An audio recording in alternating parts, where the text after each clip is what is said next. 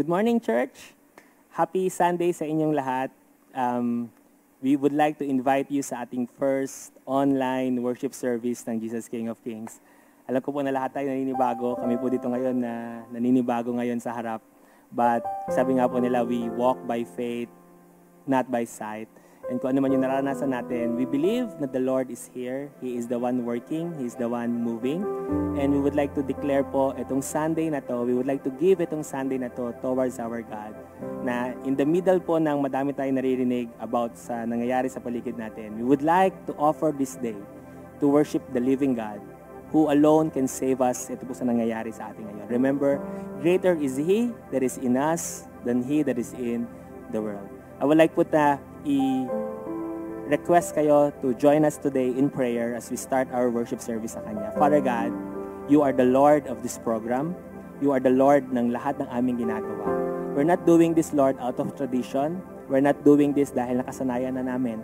But Lord God, sabi niyo po sa amin na to set aside one day wherein, Lord God, maaalala namin na everything revolves around You. So Lord God, this Sunday, we would like to declare na nilalagay ka namin sa aming gitna, nilalagay ka namin sa aming forefront ng aming mga pagtingin. Lord, inaalala ka namin through the songs na we are about to sing, through the words, Lord, that's about to be preached. Holy Spirit, anoint us today. Even though, Lord God, hindi kami doon sa aming nakasanayan, let Your anointing flow sa amin today. In Jesus' name we pray. Amen and amen.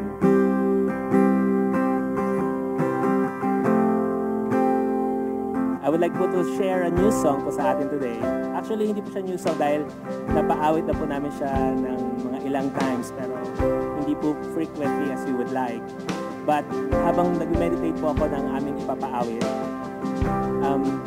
dumarating lang po sa akin itong song na to. So if you know the song or if the first time you've heard of it, I would like to encourage you po to sing with us, to listen, and be blessed just as we are being blessed.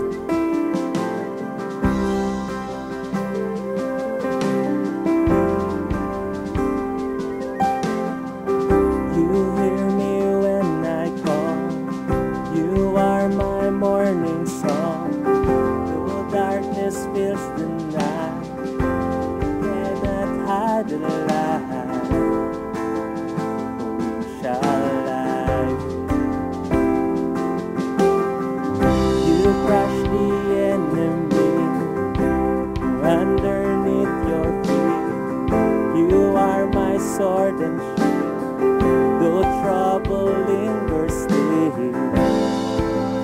whom shall I fear? I know who goes before me, I know who stands behind. The God of angel armies is always by my side. The one who reigns forever, a friend of mine. The God of angel armies is always by my side. As I would like to declare, He's always by our side. The God of angel armies. My strength is in Your name. My strength is in Your name. For You alone can save. You will deliver me. Yours is the victory. Whom shall I fear? Whom shall I fear? I know who goes before me, I know who stands behind. The God of angel armies is always by my side.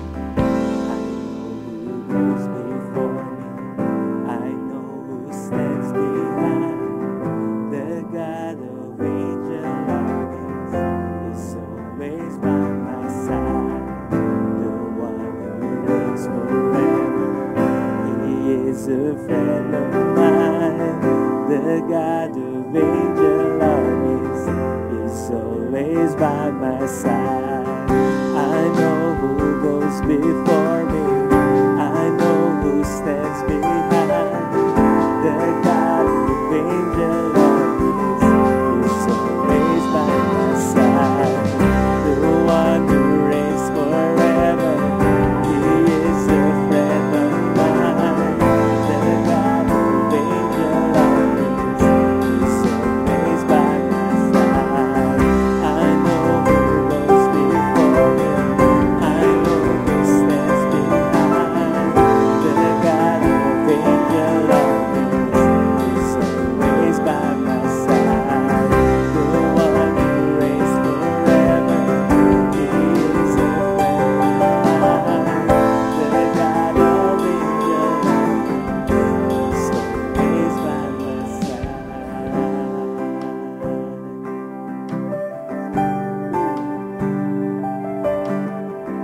He's always by my side. Sing with me again. I know who goes before me, I know who stands behind. The God of angel armies is always by my side. The one who reigns forever, He is a friend of mine. The God of angel armies is always by my side. Hallelujah. Give you praise, God. So strong. I sense the Spirit stirring up our faith today. We remember, Lord, that greater is He that is in us than he that is in the world. You are always on our side. You will never leave us. You will never let us go. I know who goes before me, I know who stands behind. The God of angel armies is always by my side. The one who reigns forever, He is a friend of mine. The God of angel armies is always by my side.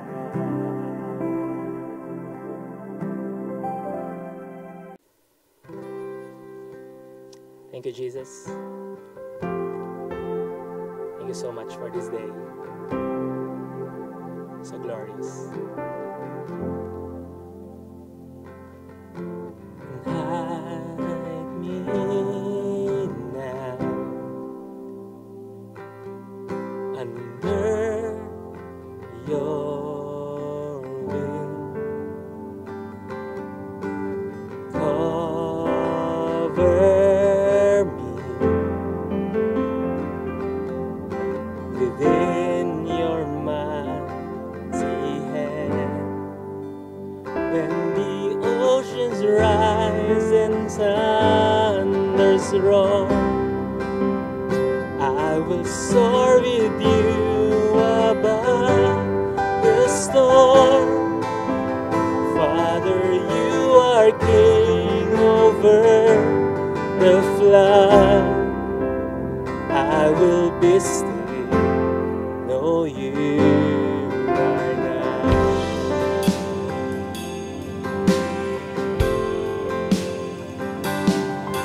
Find rest, my soul, in Christ alone. Know His power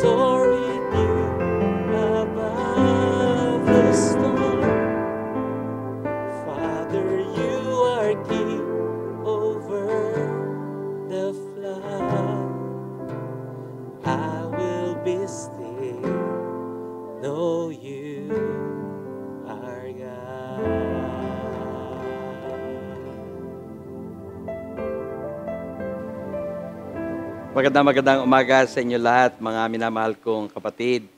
Bagamat tayo ay naninibago ngayon, ito ay meron pa rin pwede nating tawagin na paraan kung paano natin talaga sama-sama tayo mananambahan sa ating Panginoon Diyos. Bagamat tayo ay sabihin natin ngayon na merong na-experience sa COVID-19 at halos lahat ng mundo, lahat ng bansa, ito ay nagsasuffer dito. Pero praise God, dahil kasi kahit tayo nandito. Nagsimula ito noon sa Wuhan, China, at ito ay padami ng padami. Ngayon ay lumalala sa ibang mga bansa. But despite all these things, I can assure you na tayong lahat ay protektado, assured by God, covered by the Lord, our God, na hindi tayo dapat mangamba. Kung sakasakali man na tayo'y makaranas na ito sa ating buhay, I am still assured na talaga tayo ay protektado na ating Panginoon Diyos. Today, bagamat ito'y dinala ko sa maraming mga lugar na binigay ko yung mensahe nito, I would like to declare in your presence, saka sa presensya ng lahat ng mananampalataya na mayroong tiwala sa Panginoon Diyos. I entitled this topic na parabagang we're covered, we're protected from the inside to the outside, from the outside to the inside. Mula sa loob, palabas. Mula sa labas, papunta sa loob. Naniniwala ko lahat tayo covered. At ito'y importanteng malaman natin, maintindihan natin, at sampalatayanan natin. Now, let me ask all of you, please to bow our heads. Let's come to the Lord in prayer. At hingin natin ang Panginoon Diyos na bigyan tayo ng liwanag. Aming Diyos, aming Ama, humingi kami ng tulong sa iyo sa oras na to. Kung paano, Panginoon, ang mensaheng ito ay pinaintulutan mong ikalat ko, ito'y ibalita ko sa maraming mga mananampalataya. I'm asking you today to do likewise. At hinihingi namin ng paggabay ng Banal na Espiritu Santo sa oras na to. Sa pangalan ni Jesus, Amen. Nais ko din po palang gamitin itong pagkakataong ito upang batiin natin. Today, March 22, ang tatlong tao na sumapit sa kanilang karawan. Si Rosaline Serapon, number 1. Number 2, si Leo Biray. At number 3, si Fernando Peran Silio. At nais natin silang batiin ng isang maligayang karawan. At dalangin natin na sila ay mapayapa, ligtas, at tulungan ng Panginoon Diyos na talagang maranasan na kaligtasan ng ating Diyos. Nais ko po mag-start sa pamamagitan ng pagbibigay sa atin sa umagang ito by giving you a verse in the scripture taken from Ephesians 1:3. Ephesians 1:3 declares, "Blessed be the God and Father of our Lord Jesus Christ, who has blessed us with every spiritual blessing." Yan po yung una. Pangalawa ay kinuha sa Ephesians 3:17, that Christ may dwell in your hearts through faith, that you being rooted and grounded in love. Ito pong dalawang talatang ito ang pagkukunan po natin ng ating pag-aaral ngayong umaga. At dalangin ko ay mangusap ang Lord sa atin na talagang magbigay ito ng foundation sa ating lahat. Balikan po natin yung Ephesians 1:3. Nakatutok po tayo sa dalawang talatang ito. Ephesians 1:3 declares, "Blessed be the God and Father of our Lord Jesus Christ, who has blessed us with every spiritual blessings in Christ Jesus." Ephesians 1:3. Doon po tayo nakatutok. Ikaw ay na kay Kristo, ako ay na kay Kristo, tayong lahat naka Kristo. At yun naman binabanggit sa pangalawang talata, Ephesians 3:17 declares, para bagang opposite, parang iba ang tema na binabanggit. That Christ may dwell in your hearts, that through faith, that you being rooted and grounded in love. Ang sabi po dyan, that Christ may dwell in your hearts. Para si Kristo, siya na nasa iyo. Siya ay sumasa atin. Si Kristo na nasa atin. Yung una, kanina, ang sabi dito, ikaw na kay Kristo. Pangalawa, si Kristo nasa iyo. Parang merong contradiction. Parang merong pagkakaiba. But let me honestly tell you na itong dalawang ito ang kakailanganin pala natin ngayon bilang mga mananampalataya. Ikaw na kay Kristo, tapos si Kristo nasa iyo. Unahin natin yung Ephesians 1:3. Sa Ephesians 1:3, sinasabi dito na you are in Christ. It tells you that you are in Christ. Sa Tagalog, ikaw, tayo, ay na kay Kristo. At yung Ephesians 3:17, si Kristo nasa iyo. Or in Tagalog, ang sabi dito, si Kristo ay nasa atin. Matanong ko lang kayo mga kapatid, mula ho sa dalawang talatang ito, makikita niyong maliwanag na ikaw ay covered by the Lord. Ikaw ay na kay Kristo, si Kristo nasa iyo. Baliktarin natin, si Kristo nasa iyo, tapos ikaw na kay Kristo. Ano pa pwede niyo sabihin? Anong pwede ninyo maging conclusion?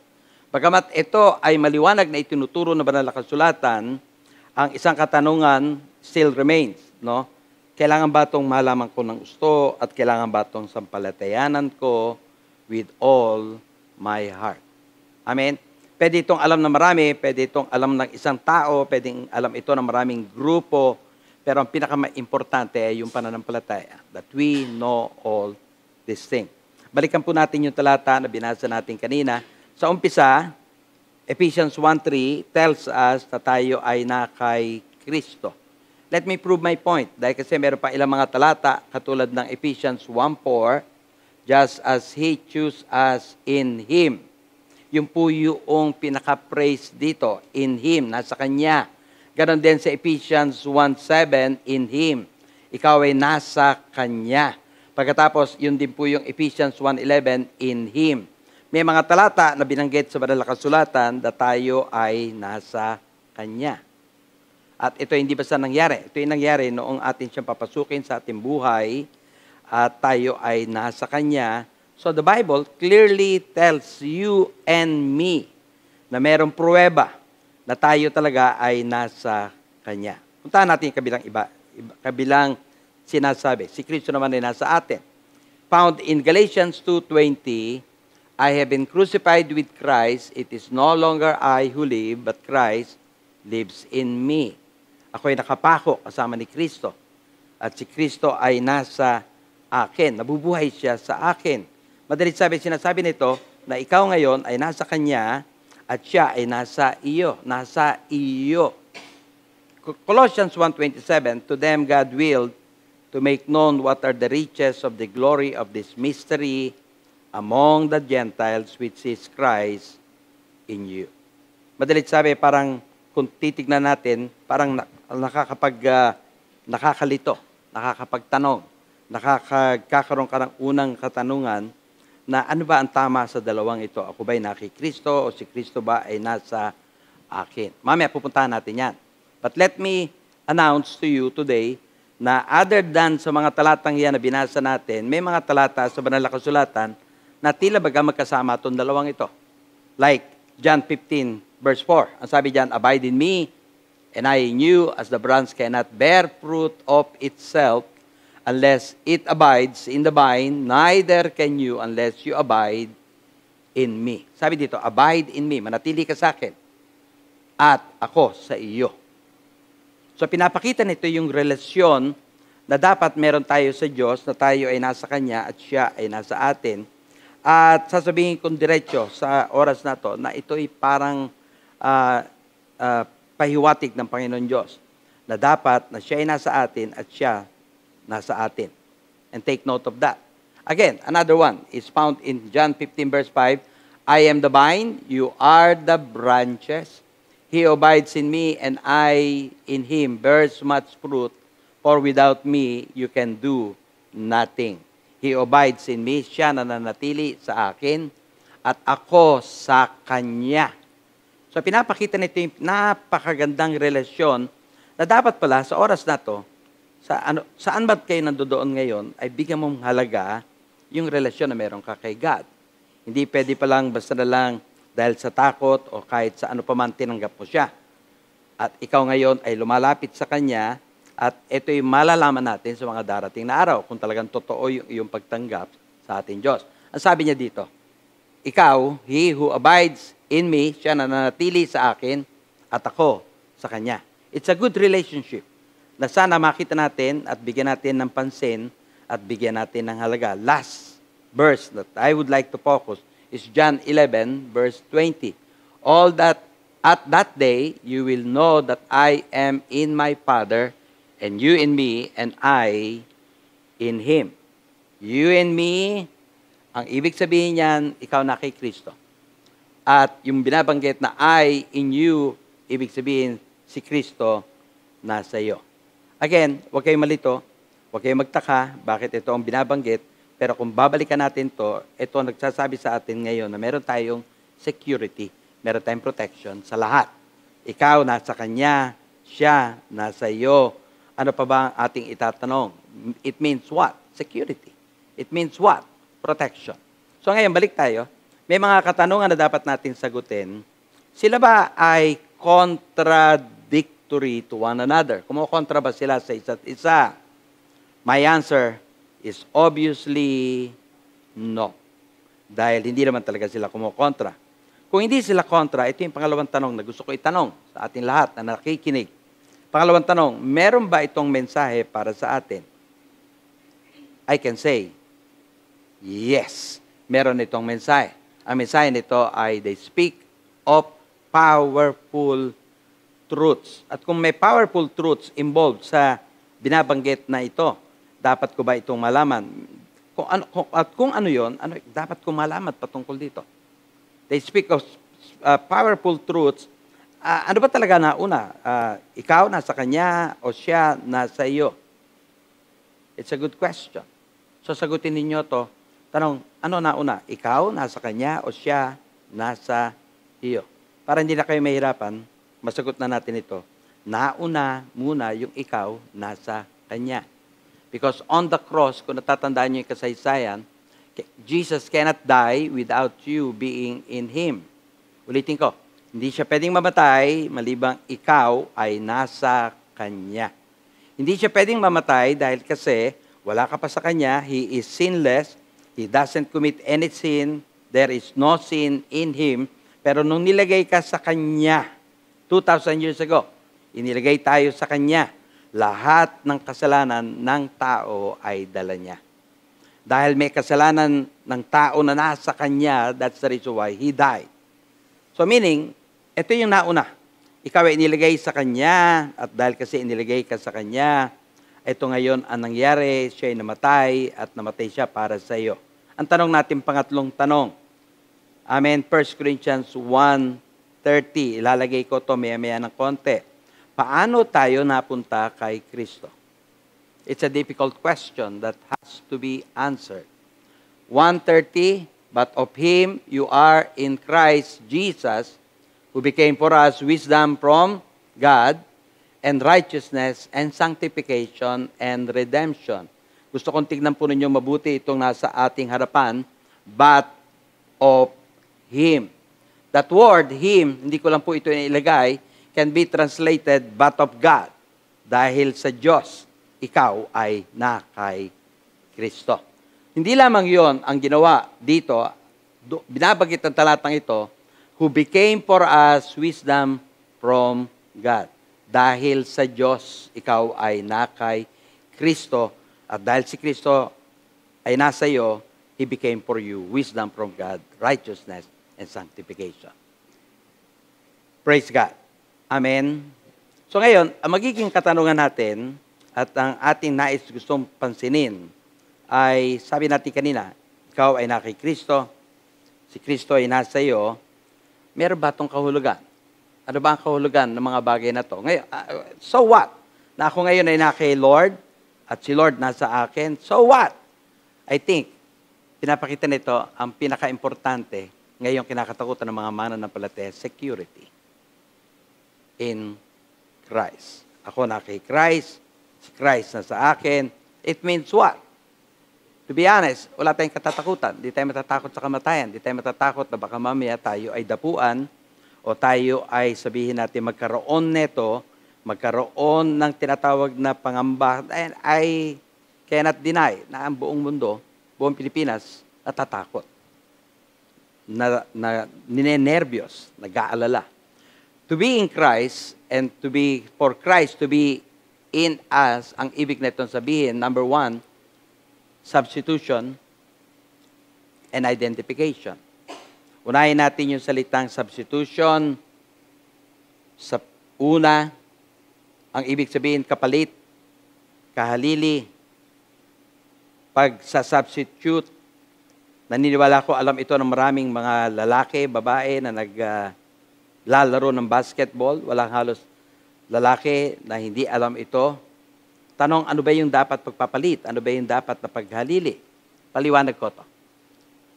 Lahat ng tao galing kay Adan. Came from Adam. The Bible declares that we all came from Adam. Siya ang ating ninuno. Siya yung ating forefathers. Siya yung ating tinatawag na siya pinagmulan ng lahi. According to the Bible, according to our Sunday school, according sa ating mga pinag-aralan, tayo daw ay maging sinners, naging judge, naging condemned, and deserving to die. And let me prove my point para makita na po ninyo ito. Turn natin ang ating Bible sa Romans chapter 5, verse 12. Una sa lahat, sabi dito, therefore just as through one man sin. Sino yung tao na yan na nagkasala? You know, I know, na ito ay walang iba kundi si Adan. So, through Adam, ulitin natin, sin entered the world, and death through sin, and thus death spread to all men. Ito po ang binabanggit ng ating banal na kasulatan. Sa pamamagitan ng Adan, pumasok ang kasalanan, pumasok ang kamatayan, pumasok ang kamatayan sa lahat ng tao. So, kanino nagmula ito? It all came from Adam. Romans 5:15 is the same, but the pre-gift is not like the offense. For if by one man's offense, okay, sino yung one man's offense? Yang isang yan na nagkasala ay walang iba kundi si Adan. At dahil kay Adan, ano sabi ng Bible? Sabi ng Biblia, many died. Nagkasala. It's a proof na talagang sa pamamagitan ni Adan, doon pumasok ang kasalanan. Again, Romans 5:16. And the gift is not like that which came through the one who sinned. For the judgment which came from one offense resulted in condemnation. Again, ulitin natin. Through the one who sinned. Sino itong nagkasalang ito? It's Adam. Amen? At ano nangyari dahil kasalanan ni Adan? Ano nangyari dahil kasi pumasok ang kasalanan through Adam? The Bible tells me that judgment which came from one offense resulted in condemnation. Last, siguro banggitin ko to, dapat basahin ko yung 18 saka 19, pero babasahin ko na lang itong Romans 5:17. For if by the one man's offense, sino yung one man's offense na yan? That's Adam. Ano ang sabi ng Bible? Death reigned through the one. Walang iba kundi si Adan. Hindi ko na ho binasa sa inyo yung mga binabanggit na banal na kasulatan dahil kasi may contrast ito. Binabanggit dito through one man's righteous act. Alam ninyo yon, alam ko yon. It's Jesus. Pumasok ang buhay sa lahat ng tao. Pero gusto ko lang bigyan ng pansin, itong binabanggit na sa pamamagitan ng isang tao, sa pamamagitan ng kanyang pagkakasala. Ano nangyari? We are all sinners. Lahat ng tao na nagkasala o sa pamamagitan ni Adan na nagkasala, tayo ay hinatulan at pinarusahan at dahilan sa isang tao na nagkasala, nararapat na mamatay. Imbis sa tayo mamatay, you all know, I know, si Kristo namatay. Ang tawag natin dito ay substitution. Instead of us dying, Christ died for us. Instead of us suffering, He suffered for us. Meaning, lahat ng parusa na naaangkop para sa iyo, kinuha ni Kristo. Ang tawag natin dyan, substitution. How about yung identification? The identification, ito yung iyong pagkakakilanlan, ang iyong sabihin natin na pagkakakilala, dapat, dahil kasi sa identification natin na to, sa totoo lang, whether you like it or not, nung mula nung bata ka ipinanganak, hanggang ngayon, o kahit kailan, kaya bago ka nakakilala, you are identified with someone. At madalas, yung identification natin ay mahirap mabura. Mahirap tanggalin talaga. But by the help of God, it can be done. Pero sa totoo lang ngayon, marami mga mananampalataya na bubuhay kung sino sila. Kung ano pagkakakilala nila sa kanila. That's your identification. Dapat pala, ang identification ng mga mananampalataya, ito yung take note ha. Dapat alam nila kung ano sila sa position nila kay Christ. Iyon ay dapat burahin. It will help you if you will study your Bible at sa pag-aaral mo ng Bible, makikita mo kung sino ka at kakalimutan mo kung ano nangyari sa iyo noon bago ka nakakilala. And in Christ, sabi natin dito, position in Christ, ito yung mga bagay na dapat identified ka ngayon. Amen? Dapat, according to the Bible, ano sinasabi ng Biblia, according to the finished work, ano natapos ni Kristo, not according to experience. Many times, tayo ay naiipit, natatalo, nadadaig, na kung ano pagkakilala natin sa sarili natin dahil sa nakaraan. But then, it came. You came to know the Lord came to you, at dahil kasi na kay Lord ka na, pinabago niya, pinapalitan niya yung iyong identification mula nung araw na yon. At isa sa mga nabago sa iyo, sa buhay mo, kay Kristo. When Jesus died, we died with Him. Sabi ng Bible yan. At sa totoo lang, parang imposible na maranasan yan, pero dahil nga kasi meron kang pananampalataya at in-entertain mo yan, kaya yan ang ngayong magbabago sa iyo.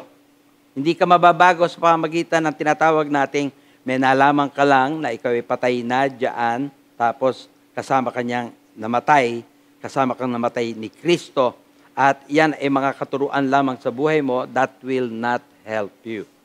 Ang sabi ng Bible, when He died, we died with Him. At dapat ilagay mo yan sa aktual na kalagayan. Ikaw, na kay Kristo, tinanggap mo si Kristo, yung kamatayan niya, kamatayan mo, dapat mong tanggapin. And you need to really apply that in your life. So, meaning, anong ibig sabihin nito? Hindi lamang si Kristo namatay, it's also our death. Pangalawa, hindi lamang si Kristo ang pumanik sa langit, pumanik ka rin sa langit. At higit sa lahat, kauli-ulian, hindi lamang si Kristo ang umupo sa kanang luklukan ng Ama, kundi ikaw ay nakaupo sa luklukan ng Ama. Magagandang katotohanan to. Katotohanan nakapaloob sa banal na kasulatan. Pero itong katotohanan ito, mawawalang saysay kung hindi mo ito maiintindihan at hindi mo ilalagay ang buhay mo, again, kay Lord. It will be very helpful if you will discover the truth behind dito sa mga bagay na to. Hindi lamang si Kristo namatay, ikaw din namatay. So, siyempre, tatanong mo, saan ako namatay, Lord? Well, definitely, obviously, namatay ka sa sarili mo, namatay ka sa gusto mo, namatay ka sa mga plano mo. Ikaw at si Kristo, parehong nangyari yan sa inyo.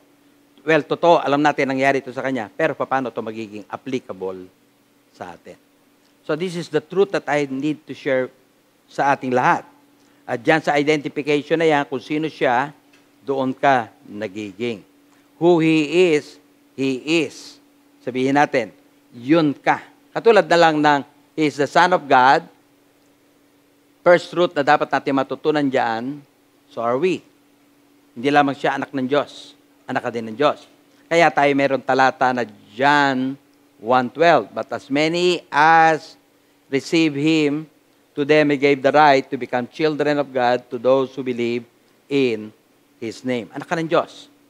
And you are proud to say that. Anak ako ng Diyos. Anak tayo ng Diyos. But it becomes reality if you really look into it at ilalagay mo yung faith mo sa talatang yan. He is an heir. Ang tanong natin, okay, tagapagmana siya. Alam ko yon, nabasa ko yon. Ang sabi ng Bible, so are we. Romans 8:17 declares that. And if children, then heirs, heirs of God, and joint heirs with Christ, if indeed we suffer with Him, that we also may be glorified together. Amen. So, madalit sabi, pinapakita nito ang kahalagahan ng paglalagay mo sa Kanya. Ang pananatili sa Kanya. Ang manatili ka sa Kanya na siya sa iyo, it brings something different. That's why the Bible declared, ang sino man na kay Kristo ay bago ng nilalang. Amen. Lahat ng luma, wala na. Ngayon, pawang bago. So it means to say, you have to learn that truth. Kailangan mo itong i-put into action, itong truth na to, na ikaw ay yung kay Kristo ay bago na. Pwedeng ito'y katuruan na nasa isip mo, pero it may not help you in your life. Again, teachings are just teachings na para bagang katuruan lamang, pero ang pinaka-importante sa ating lahat ngayon, maranasan natin ang katotohanan nito sa ating buhay. So, in Christ and Christ in you, ano ibig sabihin? Substitution and identification. You're identified with Him. You are substituted by Him. Kaya tayo ngayon walang takot. Kaya tayo ngayon walang nervyos. Kaya tayo ngayon ay hindi nag-aalala. That's the reason why we follow the government. Dahil kasi alam natin ang gobyerno ay tinutulungan ng Panginoon Diyos at bilang mga lingkod ng Diyos, sumusunod tayo sa sinasabi nila. The second meaning ng ako na kay Kristo at si Kristo na sa akin is none other than one with Him. Katulad ng mag-asawa, lalaki at babae sa kasalan, pinagkakaisa ng Panginoon Diyos. At sabi ito sa Ephesians 5:31-32. Ito yung binabanggit. That's the reason why we always quote this passage na to sa pag-aasawa. For this reason naman, shall leave his father and mother and be joined to his wife, and the two shall become one flesh. Take note, ang lalaki saka ang babae, iiwan ang kanyang tatay, kanyang nanay, at makikisama sa kanyang asawa, at itong dalawang ito will become one flesh. Pagkatapos, binanggit sa 32, this is a great mystery, but I speak concerning Christ and the church. Ang sabi ng una, the two shall become one flesh. Nangyayari yan during the ceremony. At yung dalawa ay kahit anong tingin ko, dalawa pa rin sila. Hindi sila isa. Pero in the eyes of God, sila ay isa na. Yung pala, tinutukoy ng God, is none other than Christ and the church. Ginamit lamang yung illustration bilang lalaki at babae na dalawa na naging isa. Pero sa totoo lamang nakalagay dyan, it refers to the relationship meron si Kristo sa iglesia at yung iglesia kay Kristo. Whether you like it or not, tayo pala ay kasal na kay Kristo. Tayo pala ay kaisa na ni Kristo. Ang tanong, kailan ito nangyari? Nung tanggapin mo si Kristo sa iyong buhay. And if you can see that, napakahalaga na ikaw pala ngayon, eto si Kristo, inilagay ka kay Kristo, at ngayon kayong dalawa ay hindi na dalawa, kundi iisa. And if you can see that, I believe, yung takot mo, mawawala. Ba't ka matatakot? Hindi porke sa takot ay nawala, ay lalabas ka, pupunta ka na kung saan-saan, pero deep inside your heart, you have the assurance that you're protected by God. Amen? Ikaw ay sumusunod sa batas, pero yung sinusunod mong yon, meron kang kasamang proteksyon na pag-iingat ng Panginoon Diyos.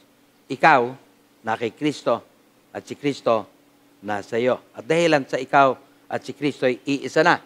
Now you can declare boldly, but he who is joined to the Lord is one spirit with Him. So, nung kami nagkaisa ng Panginoon, I don't know, ito pala'y November, that day, I believe, deep within my heart, ako, na kay Kristo, at si Kristo, nasa akin. It means what?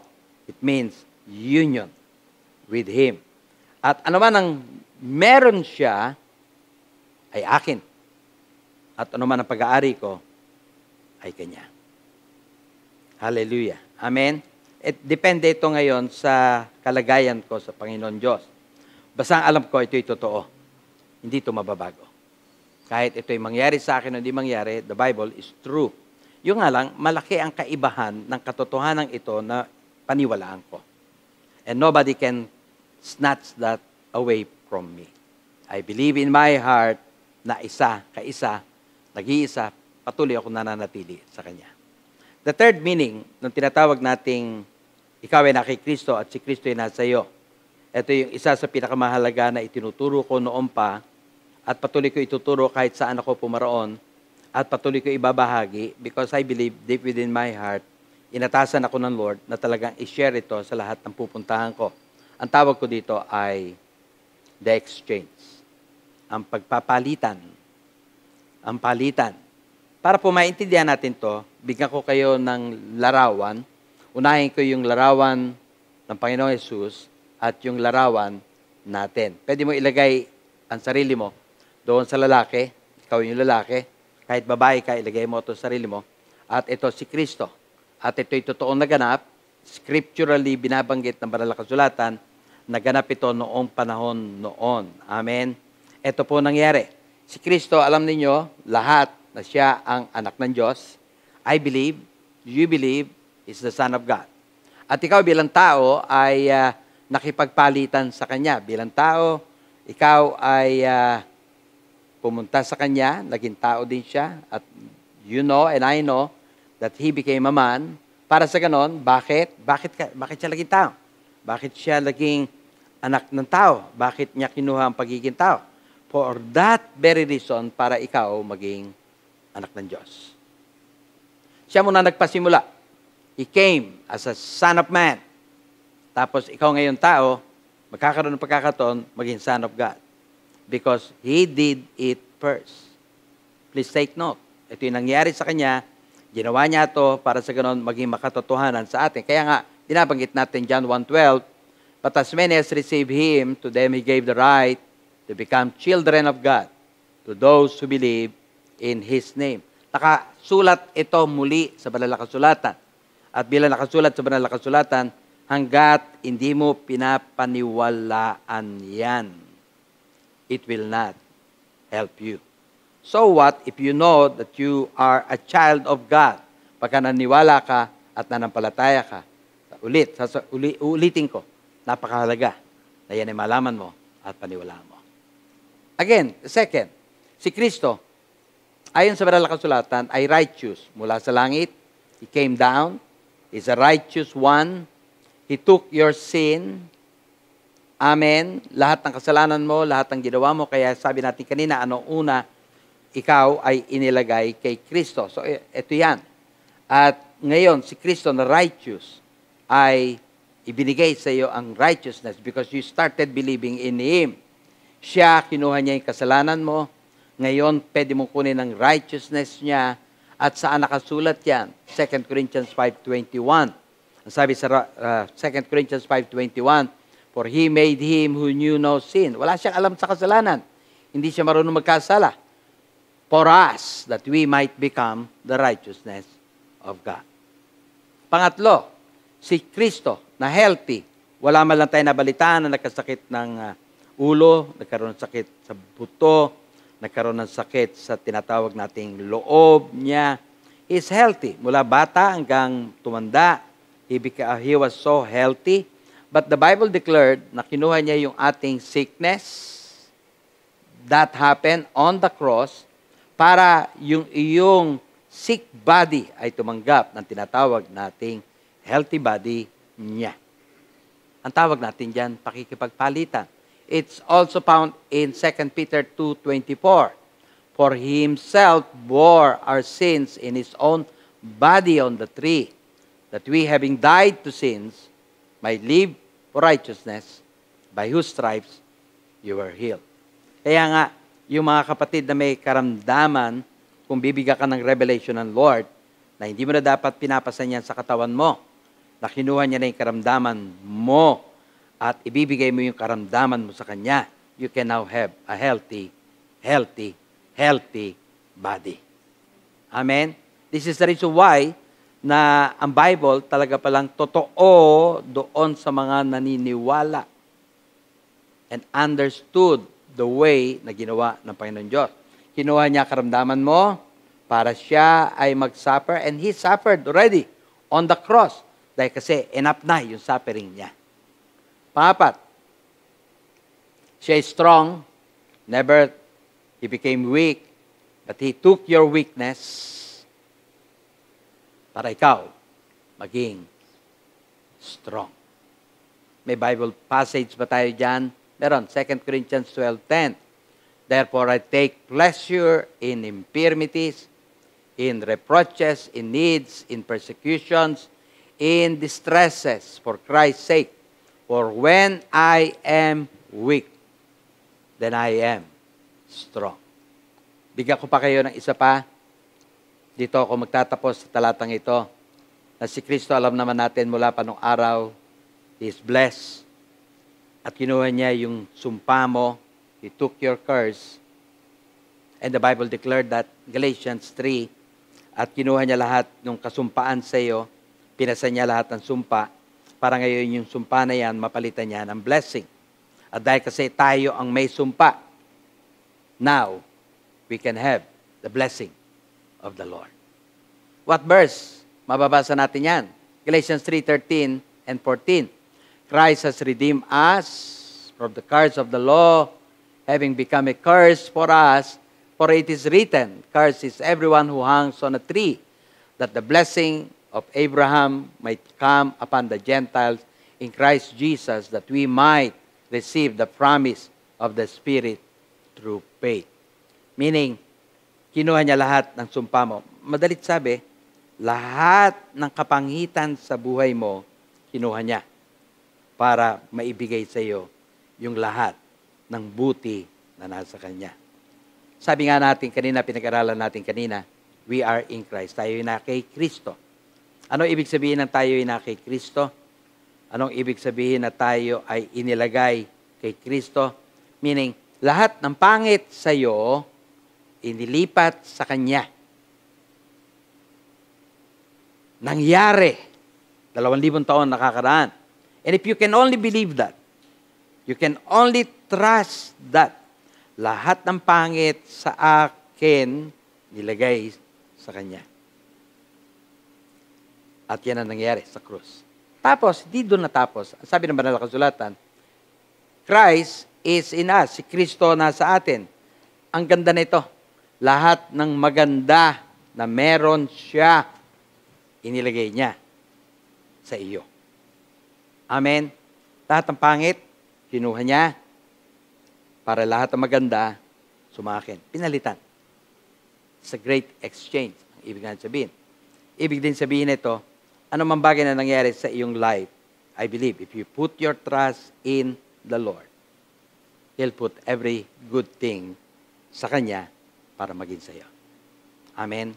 God is good. And I really believe deep within my heart, itong times na to, huwag kayo mag-alala, huwag kayo matakot, huwag kayo mataranta. You are fully secure. Can we bow our heads and let's pray?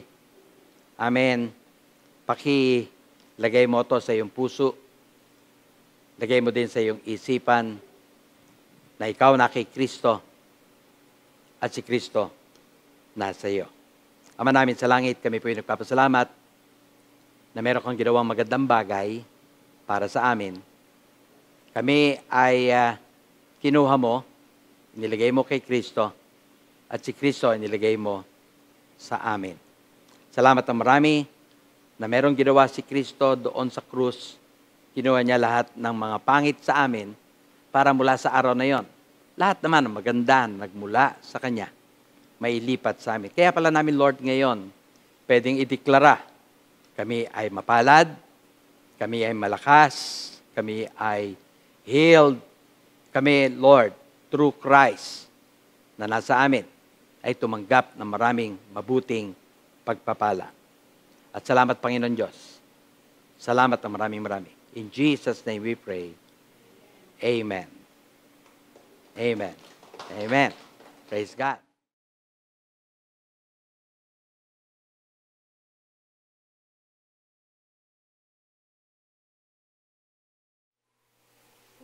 We are also privileged today na ating kalapin yung ating banal na hapunan. At I hope you can join us.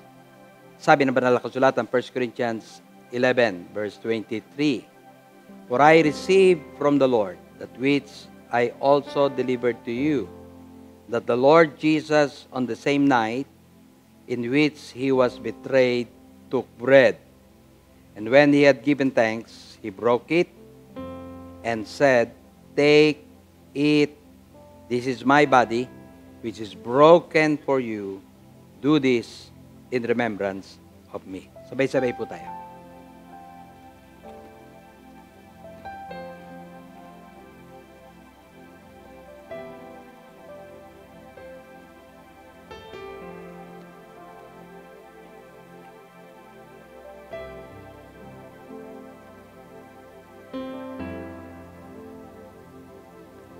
Verse 25. In the same manner, He also took the cup after supper, saying, This cup is the new covenant in my blood. This do, as often as you drink it, in remembrance of me.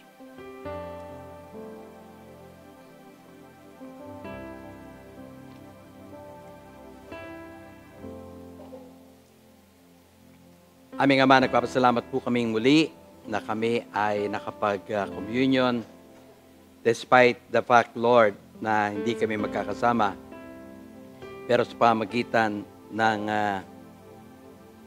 technology ngayon, kami ay sama-samang nakapanambahan at sama-sama nakipag-communion.